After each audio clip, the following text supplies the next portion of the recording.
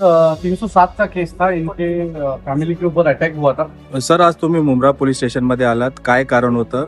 माझ्याकडे या दोन बहिणी सकाळी मनसेच्या ठाण्याच्या आमच्या कार्यालयात आल्या होत्या आणि त्यांचं मत असं होतं की आमच्यावर वार झालेले आहेत, त्याच्यात गुन्हा नोंदवला जात नाहीये, तर आम्हाला कोणी मदत करत नाहीये, तर कृपया तुम्ही आमची मदत करावी. तर त्यांच्या मदतीसाठी मी इथे आलो होतो आणि मला दुसरी बाजू देखील पोलिसांकडनं जाणून घ्यायची होती, नक्की घडलं काय.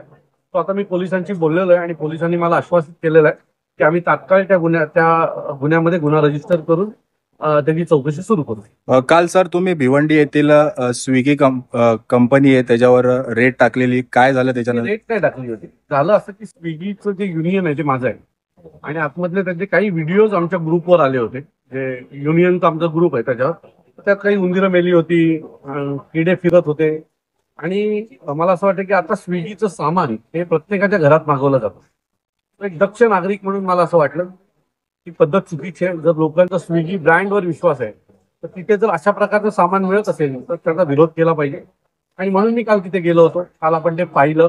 काल फूड अँड ड्रग्स डिपार्टमेंटला त्याची तक्रार मी लेखी केली होती आणि त्यानंतर काल संध्याकाळी फूड अँड ड्रग्स डिपार्टमेंटने त्याच्यावर कारवाई केलेली आहे. त्यांचं गोडाऊन जे आहे ते आता बंद केलेलं आहे आणि पुढील निर्देश येईपर्यंत ते गोडाऊन बंद राहील असं पत्र फूड अँड ड्रग्सने मला पाठवलेलं आहे. क्या कहेंगे कि जो वापस से अभी एक उत्तर भारतीय और एमपी का वापस शुरू हो गया मैं वापस आपको बोलता हूँ, हमारे मेरे बहुत सारे दोस्त उत्तर प्रदेश से आते हैं. मैं अभी कुंभ मेला गया था तो मैं भी मेरे दोस्त के ही घर पे रुका था. तो ऐसा ये झगड़ा उत्तर भारतीय और मराठी ऐसा है नहीं. हमारे बहुत सारे दोस्त ऐसे हैं कि जो हमें कभी कभी शर्म आती है उतना अच्छा मराठी बोलते हैं.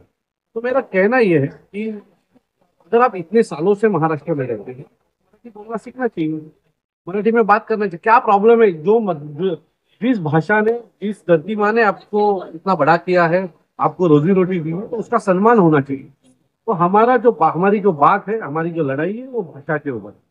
हमारा किसी आदमी के खिलाफ ये नहीं है. जो आदमी हमारे से आके प्यार से बात करते हैं, बहुत सारी जगह ऐसा होता है कि हम बोलते मराठी में बात करते, वो बोलता है दादा सीख लूंगा. तो हमें भी अच्छा लगता है कि उसकी इच्छा है कि मराठी सीखनी चाहिए. अगर मैं यहाँ रह रहा हूँ तो ये यहाँ की भाषा और यहाँ के लोग इनका सम्मान करना चाहता हूँ. मतलब आपका कहना है सर, महाराष्ट्र में रहना तो मराठी बोलना सीखना चाहिए. क्यों नहीं सीखना चाहिए? उसी को लेकर एक उत्तर भारतीय ने कहा था कि अगर ऐसा है तो आप आके सिखाइए मुझे, मैं एनी टाइम मैं रेडी हूँ सीखने के लिए, लेकिन आप भेजिए, मेरे पास टाइम नहीं कि मैं सीखूं, आप खुद भेजिए और मुझे सिखाइए. इसके ऊपर से उसका एरोगेंस पता चलता है कि उसकी दानत क्या है. तो फिर ऐसे लोगों को मार खाते हैं. मैंने कहा ना, एक आदमी मुझे बोला, हम लोगों को बोला दादा मला थोडा वेळ द्या, आम्ही पण शिकू. आम्हाला बरं वाटलं, आम्ही दाखवून मिठी मारून निघालो. पण जर असं बोलत असेल तर त्या थोबाड्यात पडणारच आम्ही. तुला वेळ नाही आहे ना, मग इथं राहू नको, तुझ्या गावाला जा आणि तिथे शिक. तुला काय शिकायचं ते. तुला जर आमची भाषा शिकायला वेळ नसेल ना तर तू इथं राहायचं नाही, चालता होईल. पण जर तुम्ही आमच्या भाषेचा आदर आणि प्रेम करणार असेल तर तुमच्यावर आमचा आदर आणि प्रेम कायमस्वरूपी राहणार. तुमच्या भाषेचा देखील.